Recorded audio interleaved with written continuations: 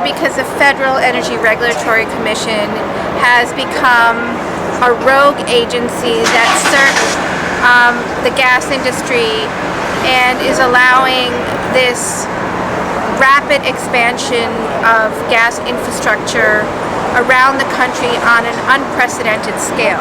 And I come from the community of Minisink, New York. And what part of New York is that? It's along the southern border. It's about 60 miles northwest of New York City. Okay. Right.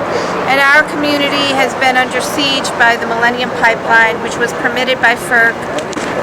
Originally, it was built in 2000. It was permitted in 2006 and built in 2008.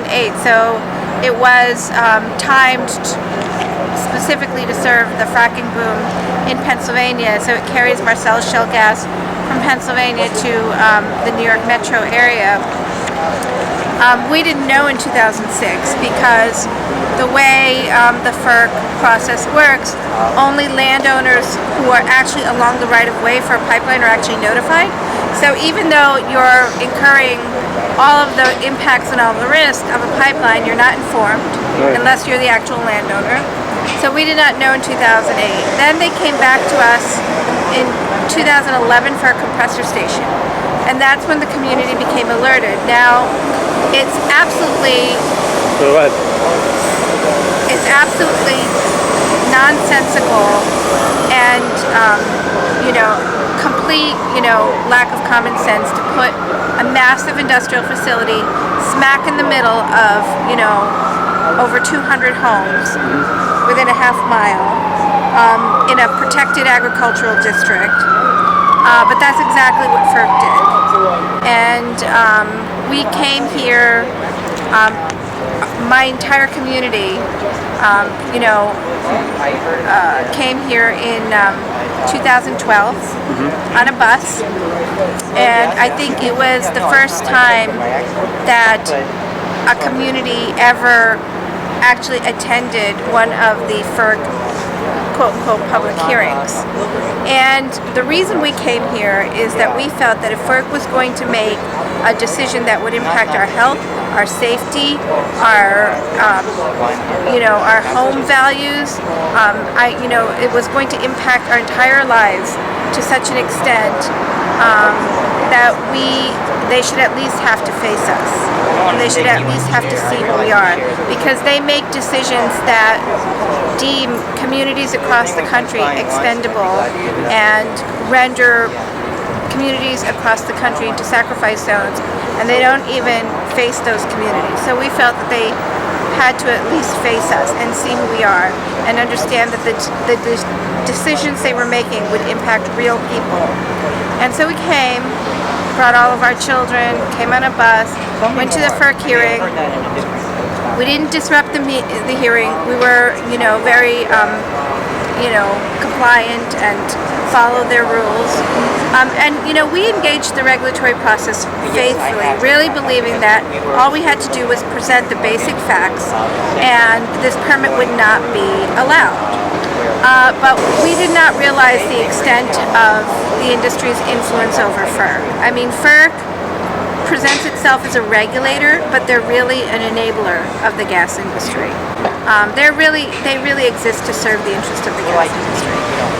So they're making decisions that not only impact public health and safety, but they also impact climate change, because this unprecedented gas infrastructure expansion is going to create a tremendous amount of global warming in the atmosphere, with all of the methane that routinely leaks, and that's intrinsic to gas. I mean, gas leaks, and there's nothing anyone can really do about it. So the decisions that they make have a tremendous public health implications and tremendous climate change implications, and they are not qualified to make decisions that impact those two monumental issues. They're not an environmental agency. They're not a health agency. They, are ill-equipped to really understand the impacts of climate change. Yet, they are the sole decision-making agency when it comes to these projects. Right. And that needs to change. And their response to us is, oh well, we have nothing to do with fracking. We're not responsible for. That's complete disregard for basic fundamental environmental laws. Right. We have in this country great environmental protections, but you know what? They're not worth the paper they're written on if nobody's willing to enforce them. And FERC, of course, is not only not willing to enforce them, FERC seeks ways of actually, as I said, subverting the laws that we have in place. So we have the National Environmental Policy Act, right, which clearly states that you must look at all direct and indirect impacts of any project you permit, which means climate change, which means public health, which means property values. The other thing, NEPA says, is that you can't segment projects into small components. Who did that? National Environmental Policy Act says you cannot segment projects into smaller, seemingly unrelated components. Right. And that's exactly what they do routinely. Right. So in our case, they applied for a compressor station. We knew that it was related to larger expansion projects and other projects. We knew that it was one component of another project, as you have in Rhode Island, a power plant project, right? So that you need a compressor station to clean the gas and redirect the gas to go to a power plant. So there was a power plant project also being proposed. We informed FERC that this compressor station is really about this power plant, and we tried our best to show them as much information as we had. They completely ignored it, but sure enough, the minute they got the compressor station approval, then the power plant got approval.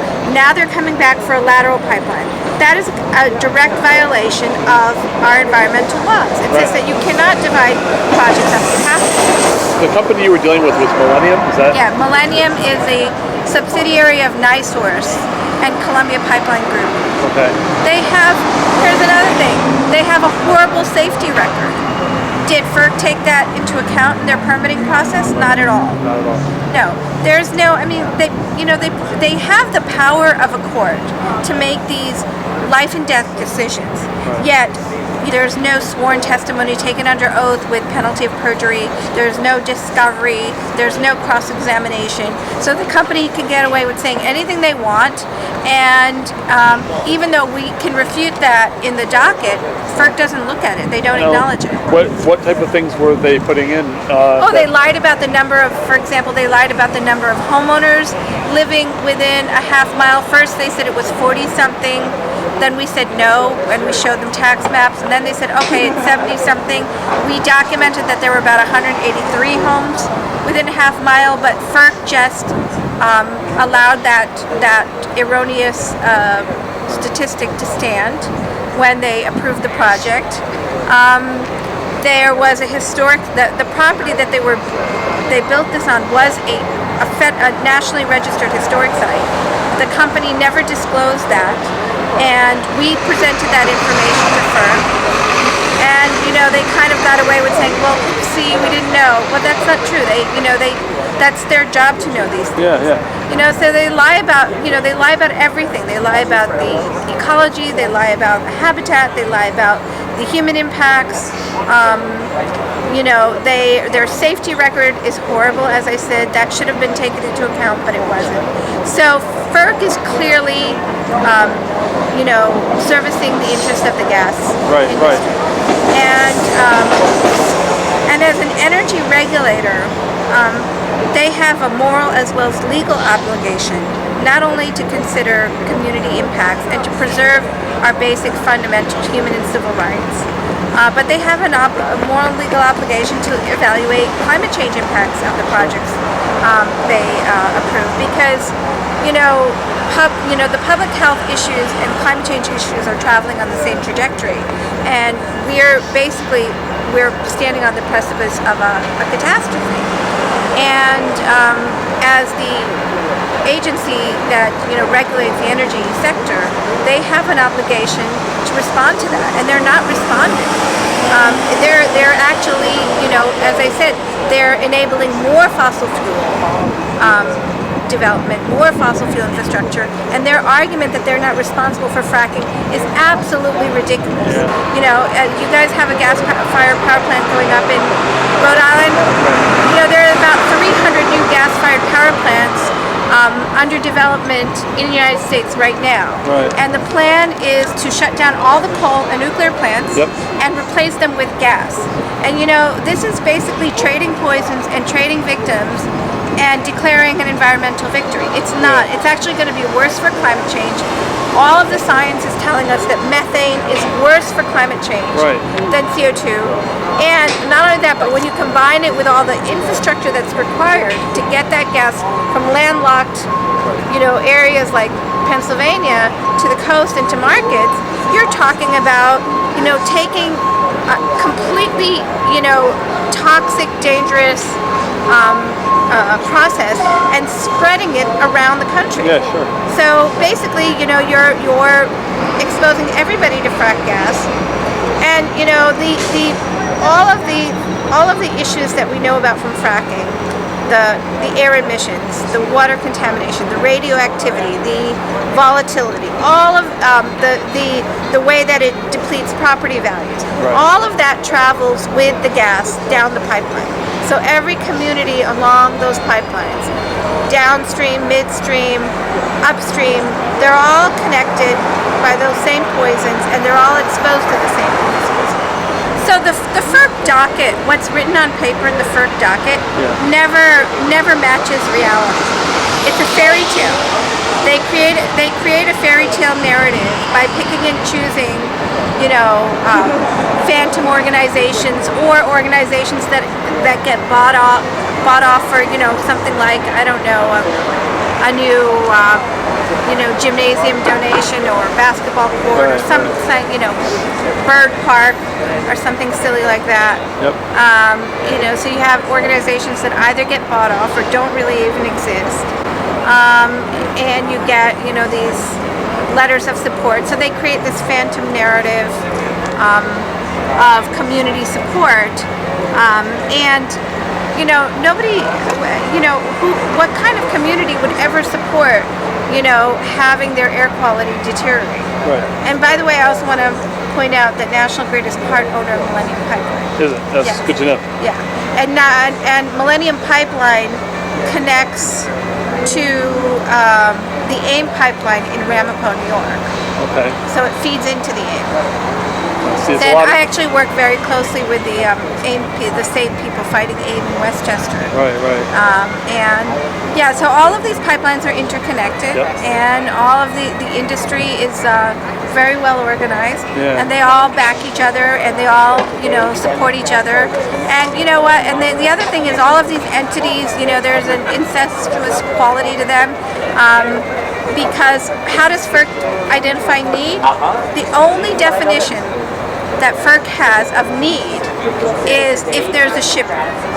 If there's a shipper, that meets their criteria for need. So you have companies that have different entities that are shippers saying, okay, we're the shipper and we need to ship gas. And then the pipeline company uses that as a pretext to get the permit to build a pipeline. But they're actually the same company, right? Nice. So there's no independent, criteria to establish need. And we don't need this fossil fuel. I mean, first of all, we don't need it even by their own standards, because energy consumption in this country is actually decreasing because of the slowdown in the economy. So, and then if you combine that with renewables on the market and energy efficiency, we don't need any of this. But when you really think about it, what are things that we really do need? We need clean air and we need clean water to survive. And those are the things that we're being robbed of. So under the pretext of need, the things that we really need are being taken away from us. And the narrative of grid reliability is another false narrative that they've created. So they use this notion that oh, the lights are going to go out if you don't build this pipeline. That's utter nonsense. Right. Absolute utter nonsense. You know, if you actually examine our power consumption, and if you actually examine the resources that are out there, then that's, you know, that gets deflated very, very quickly. But FERC will never acknowledge or admit that, because when they issue a permit, they pick and choose statistics or facts that are convenient to their conclusion. Right, So, you know, none of this would ever be acceptable in a normal court of law. Right. But because FERC is above and beyond the law, they get away with things like this. The expansion of gas consumption and infrastructure in this country, there is national consensus amongst our political elites to allow and enable this to happen. Even though we're here protesting FERC, really, you know, this goes right up to the White House and to Congress. In New York, we have a governor that has banned fracking, but has now authored and implemented an energy plan that calls for, again, a massive expansion of fracked gas power and consumption. You know, I am really grateful for all these folks, because what they're doing here is they're bearing witness to the injustices that have been, you know, incurred upon us. They are validating, you know, what has happened to us. So we might have been sacrificed, but we won't be silenced. Right. And that's why I'm very grateful for everybody here. And I'm fasting, but I'm only on my 3rd day. So.